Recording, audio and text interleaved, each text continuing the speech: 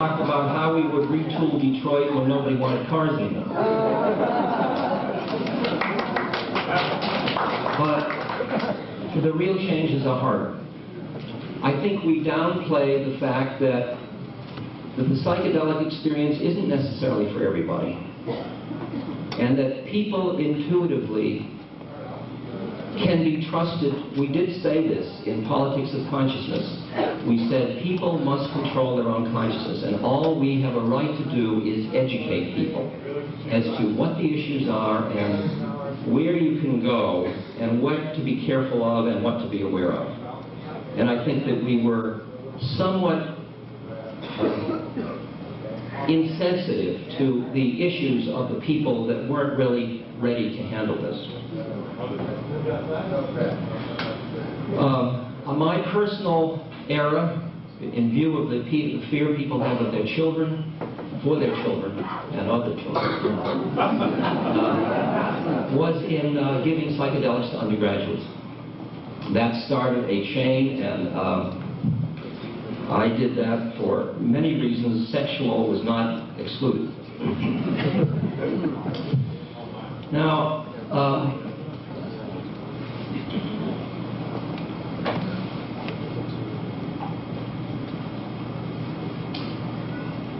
but at this point, the genie is out of the bottle. Plenty of us know the difference between crack and psilocybin. Plenty of us will continue to do just what we are doing, to work on our consciousness, laws notwithstanding. Truth cannot be repressed. It cannot be legislated out of existence. Perhaps today Judge Ginsburg won't make it to the Supreme Court. I'm not sure that's bad, actually. And only a few congressmen can admit to smoking grass. But tomorrow it will be different. Psychedelics are a healthy pseudopod of a society. And they have to be honored, and they will be honored. You understand that the government's reaction is predictable and understandable. And I feel pain for their fear of change. But change is in the air. And we can't be hypocritical and make believe that it's ever going to be the same again, because it isn't. I feel that psychedelics, just as our American Indian friend said that it was a part of his life, I feel they have changed my life in the most profound way. I honor them and will continue to honor them. And I will stand up as a person who has had psychedelics many times, more than 400, which is the usual published report. And I continue to take psychedelics. If I am psychotic, I am a sample. But maybe I'm not. And maybe that was the training that was part of my preparation to be a social philosopher or a wise person in society. This meeting is a meeting in which, in all of our hearts, we know truth.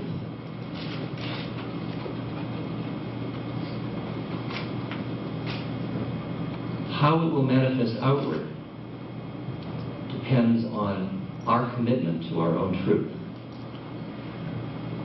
Now, as we face the ecological issues of the times, the political issues of the times, change and potential chaos, people that have already dealt with that chaos of mind psychedelically will be there to lend this culture strength and equanimity in the face of uncertainty.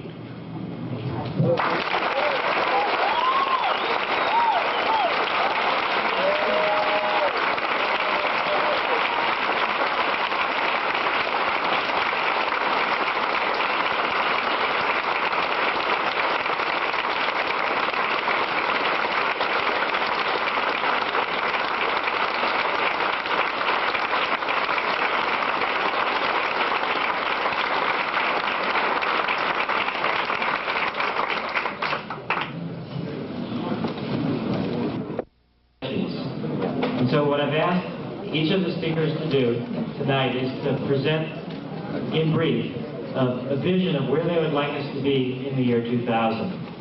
What will psychedelics in the 1990s mean, and where will it bring us in the year 2000? And then to backtrack, how will we get there? What do we need to do now to realize that particular vision? So we'll each speaker will talk for between 5 and 10 minutes, for about an hour or so, and then we'll take some questions from the audience.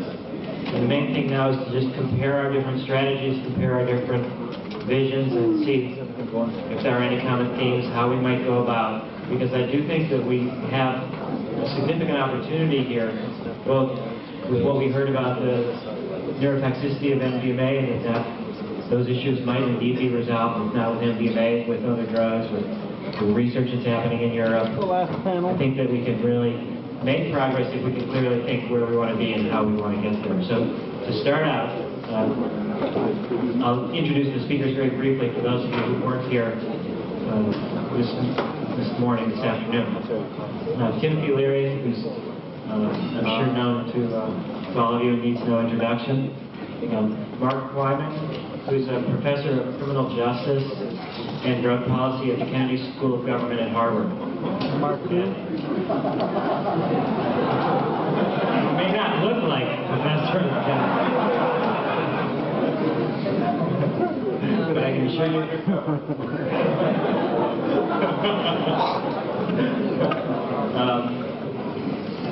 Next to him, well, and Mark was in charge of the Department of Planning at the Department of Justice for several years before he came back to the Kennedy School. Andy Weil is next to him. He has been very much involved in the use of altered states of consciousness, the use of various substances, primarily directed towards healing. He was at Harvard and as an undergraduate when a lot of the early research began, and he's now working more on organic plants and healing. Emerson Jackson is the president of the Native American Church of North America. He's a Navajo Indian, and he's been, since 1978, the president of the Native American Church. He's been as much a lawyer and a politician as a medicine man, and he's had quite a role to play in their various legal cases, and in particular, the most recent case that went up before the U.S. Supreme Court, for which we're still awaiting a decision to try to find out whether or not the use of peyote in religious contexts by the Native American Church can continue on into the future, or whether we'll have to sacrifice that as one of the costs of the war on drugs. Next to him is Robert Zanger. Robert Zanger is a psychotherapist who has also started moving more in organizational political spheres. He's, with Oscar Gianiger, founded the Albert Hoffman Foundation, which is in Los Angeles, which is attempting to gather the repository of scientific data that's been generated by the psychedelic research beginning in the 40s, 50s, 60s, and not so much recently. But we often think about the knowledge of the rainforest or the wisdom of the medicine man from other cultures as something that's at risk for disappearing. But what the Albert Hoffman Foundation has realized is that from our own culture, from our own background, we're at risk of losing a lot of this data. And so that's what he's been working on with the Albert Hoffman Foundation. Ralph Metzner was one of the pioneers of psychedelic research, also at Harvard, where he was a graduate student when a lot of the research happened. He's been quite active at the California Institute for Integral Studies and written some of the best material that I've read on MDMA, and has also done quite a lot of work on native cultures and ecological issues. And Terence McKenna is very actively involved in Botanical Dimensions, which is an organization he founded to bring the lore as well as the plant material itself from various endangered areas and for tribes that are under threat of extinction and dislocation, to try to propagate those plants and to retain those stories for a future age when we may be more able to do this research. So the panel has quite a variety of perspectives and quite a variety of goals and past experience for our particular area of interest tonight is psychedelics in the 1990s. So what we're going to start out is to learn from each other and to learn from the audience. And Tim will now start us with his version of the year 2000, how to get there.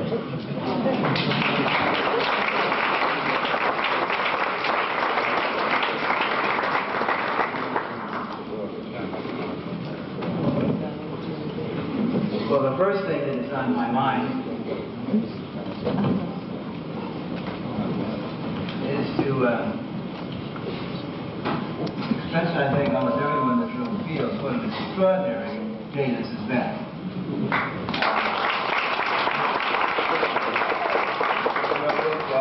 Great deal of tribute to that. Where are the mics? Stand up. Stand up. Yes, that long talk with Annalise about the fact that there are no women on this panel. We're doing all right here.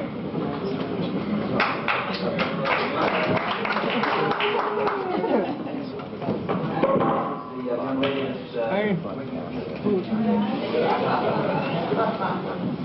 Okay. Then I didn't have to talk with her about why there are no women on the panel. Well, why aren't there any women on the panel?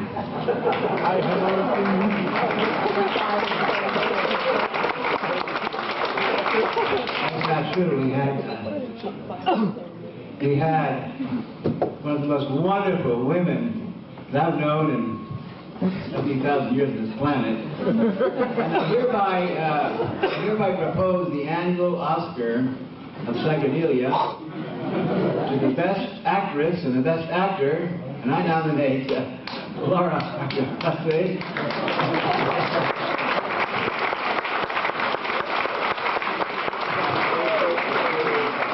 And the matinee idol is getting better looking every year. Yeah, it's like, what a performance.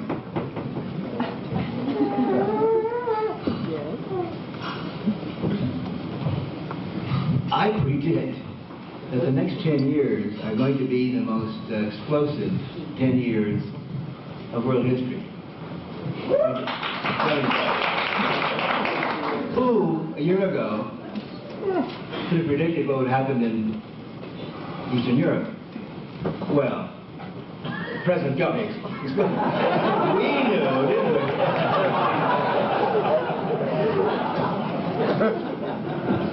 No. All the pundits and the CIA experts and the Rand Corporation, well, it took us by surprise. I mean, it came so suddenly. Well, fuck that. If you were at Woodstock in '69, if you were in Prague in '68, if you were in Paris in '68, I mean, it took a long time coming.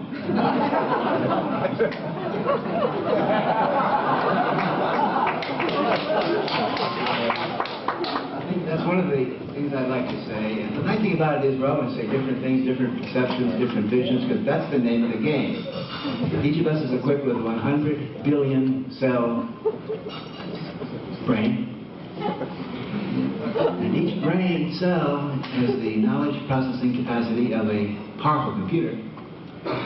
So between your left ear and your right ear, you've got more computing power than we never dream of. They tell us that there are more connections going on in your brain than there are atoms in the universe. I mean, we're getting, I know I sound like Carl Sagan here.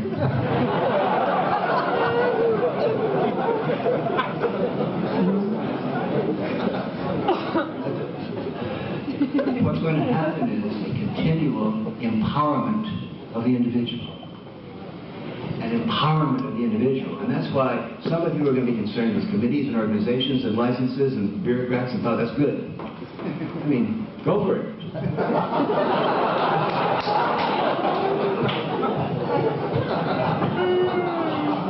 I remember, as you all remember, those days when we watched the 100, 200, 500, 900,000 young people in Tiananmen Square.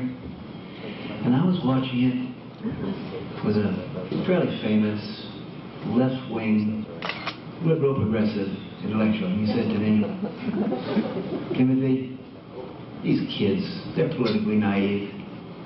They're not organized. They don't know what they want. They all want Cadillacs. Like they all want to be yuppies. And I said, well, you're right there a little bit. I'd say 5% want Cadillacs, 5% want Volkswagen buses, 5% want Porsches, 5% want motorcycles, 5% want 10-speed bicycles so they can drive to see their boyfriend or girlfriend. In other words, it's pro-choice. And that's what puzzles the politicians and all the theorists. They can't, what's the policy here? Where's the licensing of that? It's pro-choice. And the incredible thing,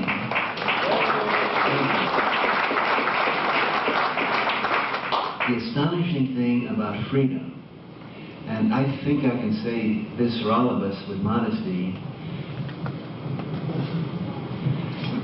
prove me wrong.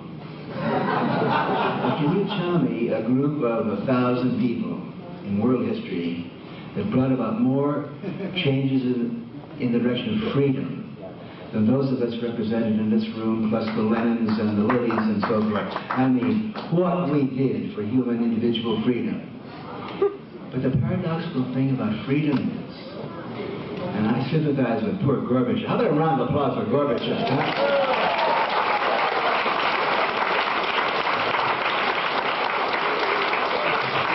Raisa, but she's the one behind the throne. How about Raisa?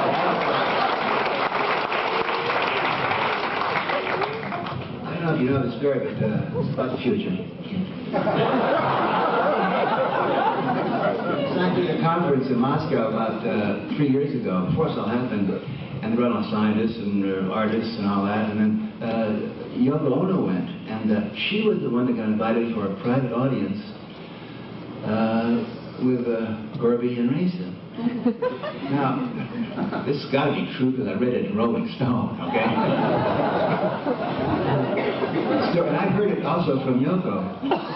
She was there, and Gorby said to her, "Isn't it a shame that John isn't here to sing Give Peace a Chance?"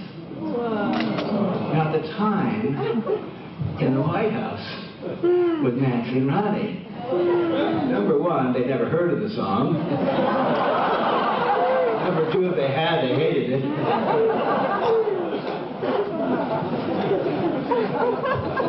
The point I'm making is that what we did here in a very disorganized way was heard around the world. I could go on telling you stories to prove the fact that they listened to they watched what we were doing here. Now, one of the big lessons that I've learned over the last few years, and particularly in the last few months, is the most tricky, complicated, difficult thing to deal with is personal freedom. We're so accustomed to being told what to do and lining up to get licenses and all that, that like in Bulgaria, they said you're free. What does that mean? I mean, is it 400 years under the Turks? It's 40 years under like that? I mean, a real interesting, tough work starts when you're free. The easiest thing to do is just drop out, and not drop out, drop in and follow like that. And the interesting thing about it is that Gorby learned to his dismay that when you free people, they fucking go in all different directions. And you're not going to necessarily like a lot of them. When you free them, a lot of them just want to come east, and a lot of them want Cadillac. Some of them, like the Armenians, just want to kill the Ashkenazis. They've been waiting for 500 years to kick their neighbor's ass.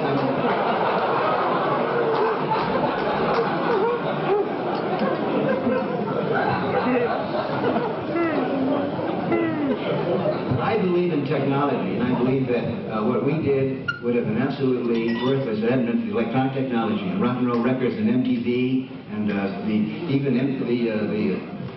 fax machines and the VCRs. In some of those dictatorships in Southeast Asia, they banned the television, they banned radio, they banned movies, but every village had a VCR. And what were they watching?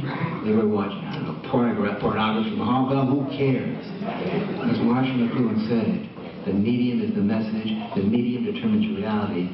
And I see psychedelic drugs as technologies. They're simply different ways to boot up, activate your brain. So I'm going to finish now, but what's going to happen in the next 10 years is a new form of technology that's going to empower the individual 14-year-old child to suit up, put on a cyberspace suit or a virtual reality suit in which you can literally move around the world, meet people. You can have 5 love affairs in different cities. You can be doing your business. Then you take off your suit. And here you are in the physical flesh. In other words, all the work in the future will be done by robots or by virtual reality. When you take off your cyber suit, you can use the body for what it's supposed to be used for, as an instrument of sacred communication and aesthetic expression and graceful athletics. In other words, to use the body, even transport your body to do work, is your aerobic. You're a surfer, you're a aerobic. In the future, we'll use our bodies only for sacramental exchanges or to use your body to do work in the future when you can suit up and move around like that would be like using your tongue to clean the floor or your penis to knock a nail in. Do not think that when we talk about electronic realities that we're depreciating the body. We are freeing the body for what it's supposed to be used for. So what I'm saying is, watch for this technology. And you may think I'm joking or that I'm smoking funny drugs.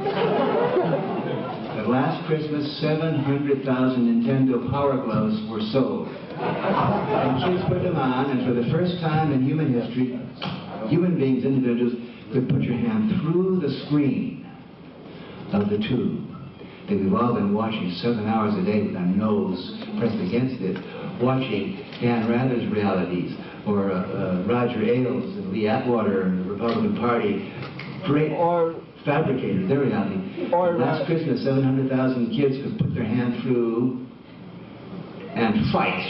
That's all right. McLuhan said it.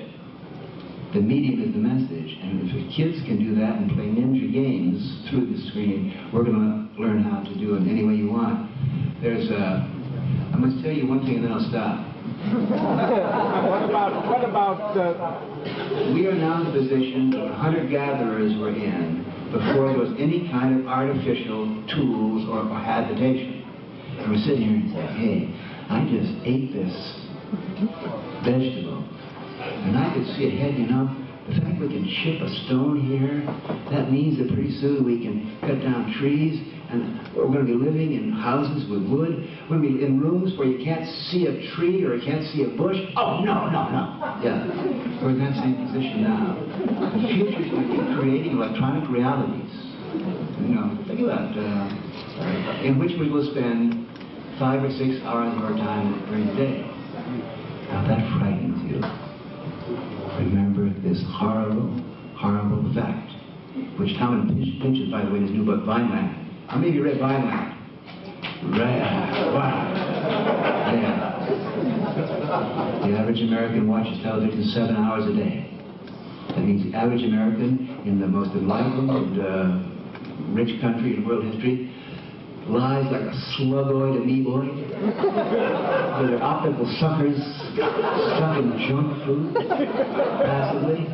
So instead of doing passively, we're going to empower with our technology. And I wish Jared Lanier were here. I wish Eric Gullickson were here. I wish Ted Nelson were here.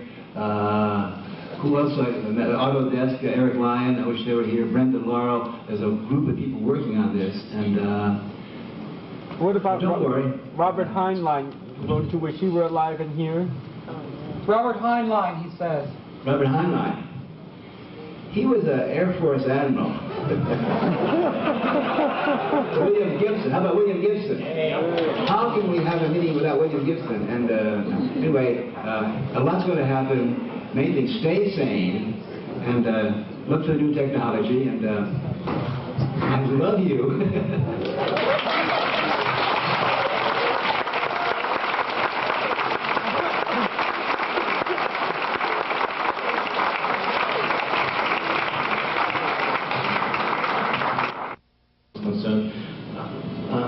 My vision of that is that it's going to change as people begin to think more in ecological terms. We begin to think more in recognition and acknowledgement of our interdependence with all forms of life, and we begin to see that we're related in complex, multiple complex ways with the plant kingdom, the animal kingdom, and with these various kinds of ecosystems in which we live. Then there will be communities of people. There will be, I'm very impressed by this, the bioregional concept. There will be, instead of these monolithic nation states, there will be small, bioregionally localized, partially, largely self-sufficient communities where people will try to live with sensitivity to the land in a sustainable way, self-sufficient, sustainable, and celebrate the diversity that exists within each community as well as among different communities. People will take food, and people will take responsibility for their own health. Instead of relying on a medical system with drugs and so forth for their health, they will take responsibility for their own health. They will adjust their diet, their nutrition. They will pay attention to foods that strengthen the body, food that strengthens the heart, the emotions, the feelings, foods that heighten cognitive processes or expand consciousness, and foods or vegetables, intelligent vegetables that facilitate religious experience when ingested or absorbed in a sacramental context, such as we've known for years and years and years. I'll end by giving you a vision that I heard about 3 or 4 years ago by a very wise woman, a seeress, who was asked to give a vision of what she saw as the future of psychedelic drugs in our society. And she said that what she saw was that these kinds of plants, she always referred to plants, have been used since the most ancient times all over the world by people to be able to communicate with spirit, to be closer to spirit and live in a closeness to spirit and nature. And as that has not happened, as they've come away from that and tried to use these plants for other things or in a reckless way, then the plants, the intelligence of the plant itself has withdrawn. That means they become inaccessible. That means, for example, they've become forgotten, like the mushrooms. The sacred mushroom was completely forgotten for 400 years until Watson and Maria Sabina rediscovered it. The mysteries of Eleusis were completely forgotten. What was the really inherent, the sacred potion that was involved in it was forgotten until Hoffman rediscovered it. And another way that these things become inaccessible is by being made illegal. So if there are people, and I don't know that there'll be ever a large majority of people who will want to use these kinds of plants to expand their consciousness, but those that do will find their way to them and take responsibility for their own health and their own way of life and their own consciousness, and try to live lives that are sane and decent and acknowledge and respect the integrity of all other life forms on this earth.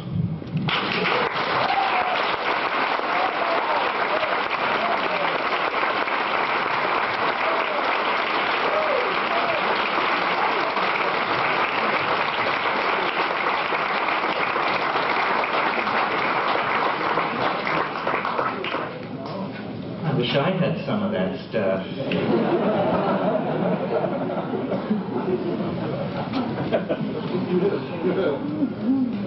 Well, I was surprised to hear McLuhan invoked so many times today, and I will do it again.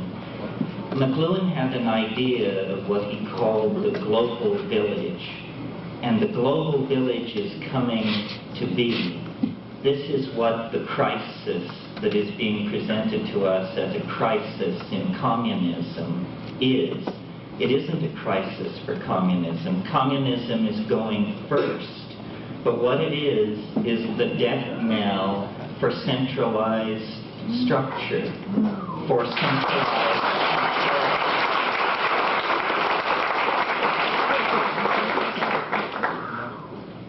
if you think what we've been through in the past year is something, wait till you see what's on the agenda.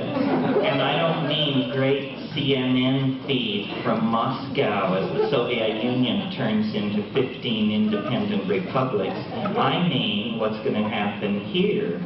Because what is so terrifying about Gorbachev from the point of view of the powers that be is that he models a leader who can say, we did it wrong.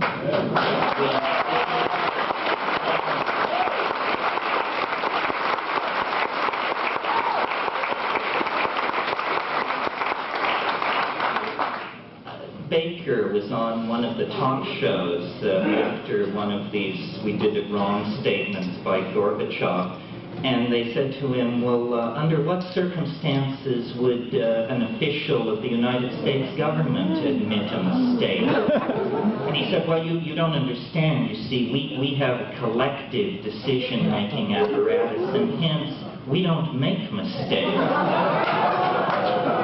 You see?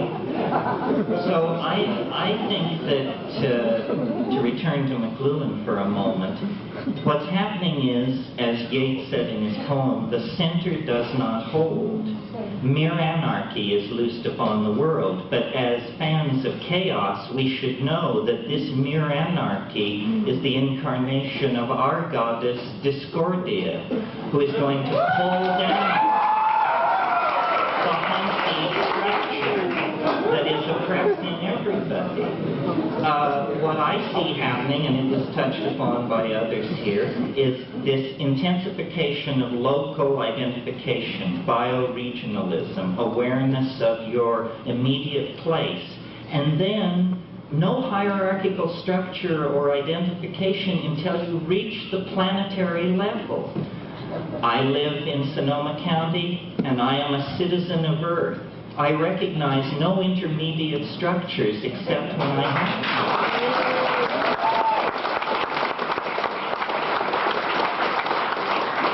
to. So I agree with Tim. I cheer on the people who present the protocols and plead their cases before these gray-faced medical boards. But in my opinion, you just circumvent all that. You go around it. It's irrelevant. History has these dominator types by the balls. And it's not to let up. You know, history is a psychedelic experience. It's the collective unfolding of the dream of our species in space and time. And we are at the apex. This is the peak. This is the second hour of the trip. We're going over the top.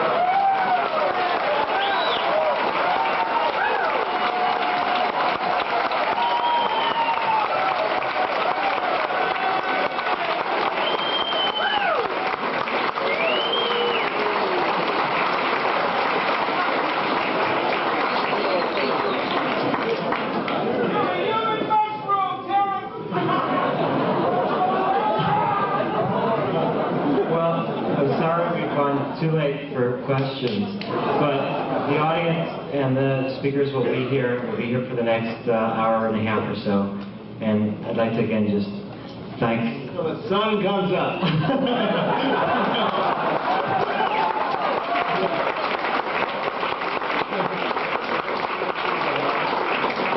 I'd like to express my appreciation to Elise for helping me coordinate all this.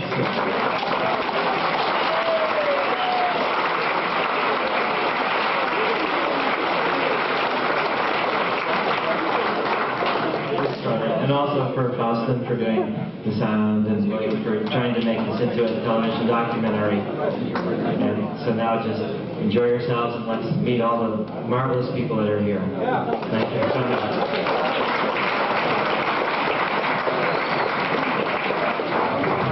If anybody feels like helping, we need to get...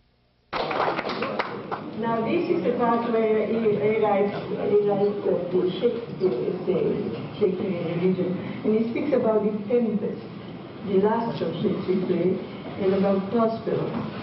About Prospero, who said, and I read to him the quotation, "Our rebels now are ended. These are our actors, as I foretold you, who are all spirits and are melted into air, into thin air.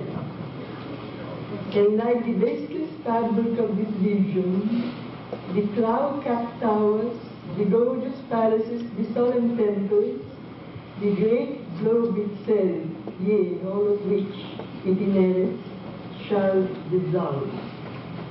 And like this insubstantial pageant faded, leave not a rack behind. We are such a stuff as dream are made on, and our little life is rounded with a sea." Prospero is here enunciating the doctrine of Maya. The world is an illusion, but an illusion which we must take seriously, because it is real as far as it goes. In those aspects of the reality which we're capable of comprehending, our business is to wake up. Our business is to wake up. I really needed that in that moment. Because here I was near my dying husband, and he was speaking all the time about death. And I was wondering, does he want to tell me something? What should I understand?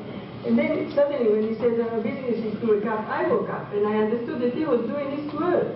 And I just had to stay out to just do my job. Our business is to wake up. We have to find ways in which to detect the whole of reality in the one illusory part which our self-centered consciousness permits us to see. We must not live thoughtlessly, taking our illusion for the complete reality. But at the same time, we must not live too thoughtfully, in the sense of trying to escape from the dream state. We must be continually on our watch for ways in which we may enlarge our consciousness. I wonder if all knew then, the confusion that this would come from this drugs, enlarging of the consciousness. I think that it wasn't at that moment. We must not attempt to live outside the world which is given us, but we must somehow learn how to transform it and transfigure it. Too much wisdom is as bad as too little wisdom, and there must be no magic tricks. We must learn to come to reality without the enchanter's wand and his book of the words. One must find a way of being in this world while not being of it. A way of living in time without being completely swallowed up by time. Hotspur, as he is dying, sums up the human predicament with a few memorable words. But thought's the slave of life, and life time's fool, and time that takes survey of all the world must have a stop.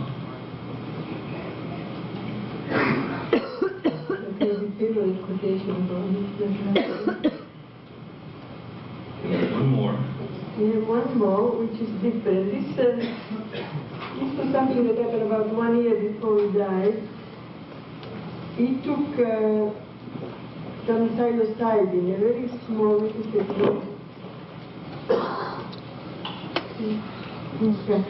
a very small dosage of psilocybin, 4 mg. We were in my studio, our house, our home is gone, and I had a studio to work in. And usually we put sound, of course, flowers, everything's very quiet. There is the sound in the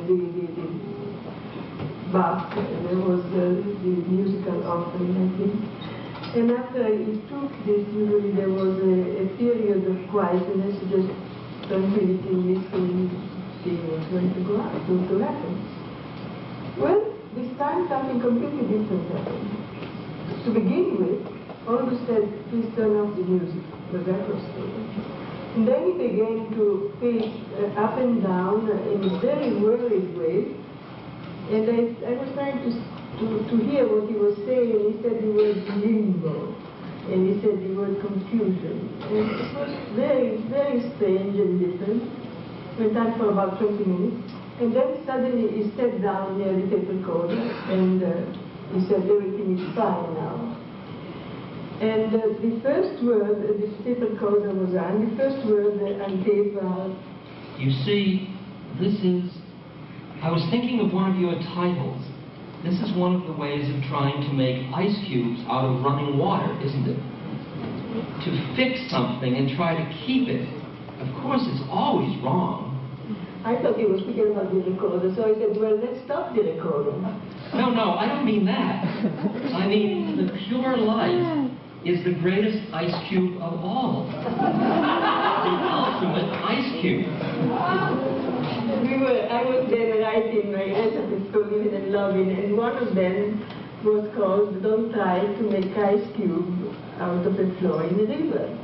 Is the idea of not trying to stop life, which is flowing and changing all the time. And that recipe gave me some trouble writing, and so it was a current phrase with us. The pure light. This is the greatest ice cube of all. It's the ultimate ice cube. You thought you were going to have that today? Well, now I can if I want to, but I mean, it's very good to realize that it is just so to say, the mirror image of this other thing. It's just this total distraction. I mean, if you can immobilize the total distraction long enough, then it becomes a pure one-pointed distraction, pure light. But if you can't immobilize it, well, what do you mean? You can immobilize it, but it isn't the real thing. You can remain for eternity in this thing at the exclusion of love and work. Well, but I thought that thing was love and work. Exactly. I mean, this is why it is wrong, as I was saying. This illustrates that you mustn't make ice cubes out of a flowing river. You may succeed in making ice cubes. This is the greatest ice cube in the world, but you can probably go on for, you can't go on forever, but for enormous eons, for what appears to be eternity being in the light. It completely denies the facts. It's morally wrong, and finally, of course, absolutely catastrophic. Absolutely catastrophic. Those words are said with such a profound conviction, very powerfully said. Absolutely catastrophic. I don't know how you got all these things, darling. What comes into this hard skull of yours? How do all these extraordinary ideas come in? Well, at least this one of the ice cube, I remember very well. I was giving LSD to this friend, and I had this feeling, I just practically was feeling a torrent of water, you know, a river, and he was trying to make such a logic out of it, so that he would show that all those people lied. Of course they lied. And I had the impression that he was rationalizing water, and even trying to freeze a piece of this flowing river and make ice cube out of it. But you have so many ideas. Obviously, this terribly hard skull has a hole in it somewhere. It's certainly very remarkable. I don't remember if I told you that phrase that is running in my mind these days. I am 1,000 people. No, you didn't tell me. But that also doesn't make anything very easy, you know, to be 1,000 people. No, obviously. And when there is no anchorage anywhere, when to come back to after death, I mean, there will be no anchorage. Oh, I see. I see. So when there will be 1,000 people rushing in different directions, I mean, anyhow, your hair smells the same as acacias. Your head is very solid. Because the point is, when there isn't anything like this... Oh, you mean a tangible body, yes? When there is something to hold on. There are 1,000 different people going in 1,000 different directions, and this is what you have a hint of now, and this, of course, is what is so terrible. But I think that I know that there will always be, and I mean this is the extraordinary experience, at least there is somebody there who knows there are 1,000 other people going in different directions. That there is a fundamental sanity of the world. which is always there in spite of the 1,000 people going in 1,000 different directions. And while we are in space and time, surrounded by gravity, we are controlled to a considerable extent. But to have an insight into what it is when there isn't any control except this fundamental knowledge, I mean, this is where the Bardos are right. Yes, so this was referring to the Tibetan Buddhism today that he had used to get his wife when she died. The Bardo is right. You see, you have to be aware of this thing and hang on to it for dear life. Otherwise, you're just completely in a whirlwind. Yes, but how many people know these stuff? Exactly. That is why they say we really ought to start preparing for this. And I must say, I think it's terribly important that through this knowledge that we get through these mushrooms, or whatever it is, you understand a little bit about what it's all about. I think the most extraordinary experience is to know that there is all this insanity, which is just the multiplication, the caricature of normal insanity that goes on. But that there is a fundamental sanity, which one can remain with and be aware of. This, of course, is the whole doctrine of the Bardo, helping people to be aware of the fundamental sanity, which is there in spite of all the terrifying things, and also not really terrifying, but sometimes ecstatic, wonderful things. You mustn't go to heaven, as they continually say. You mustn't go to heaven?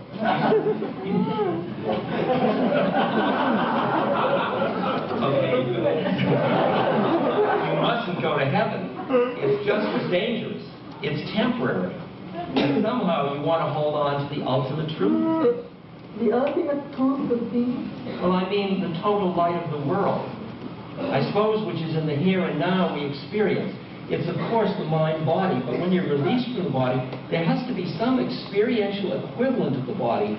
Something has to be held on to. I don't know. What does one hold on then? All you can say is fundamental sanity, which I say is guaranteed as long as one is in the body by the fact of space and time and gravity and 3 dimensions and all the rest of it. Somehow when you get rid of those anchors, but there is an equivalent of some kind which has to be caught hold of. Otherwise the world about you is thin and becomes, what is the word, pretas, the world of restless ghosts. One goes to hell and then in desperation one has to rush back and get another body. To hold on again. To hold on again. Well, this is obviously the best thing if one hasn't got the ultimate best. It's very important, if one can, while it is happening, if one can see the outer appearance of it. It's important to look after one's affairs in a sensible way and see their importance in a silly way. But if one can, through all this, see this other level of importance, in the light of which a lot of activities will have to be cut down, there will seem to be absolutely no point in undertaking it. Although a great many have to be undertaken. But they'll be undertaken in a new kind of way, with a kind of detachment, yet with doing things to one's limit. This is again one of the paradoxes. To work to the limit to succeed in what you are doing and at the same time be detached from it. If you don't succeed, well, that's too bad. If you do succeed, you don't have to gloat over it. This is the whole story of the Bhagavad Gita. Somehow to do everything with passion and detachment. Passion and detachment. 900 years ago, with what passion I had longed for detachment. As a musician, I wanted to be able to play with all the passion that naturally music wakes, and yet I have the detachment that brings about a respect for the composer's ideas. And here, speaking of course about the Arjuna, the great warrior, and the speech of Krishna, that tells him to go and fight, and yet be detached from the fight. One can see what it is. He's not involved, even though he's involved up to the limit. What part of him is not involved? It's no good trying to make an analysis because it's usual. As usual, it's a paradox and a mystery. Yes, but even if one begins to understand that that's the main problem. Our nose is running.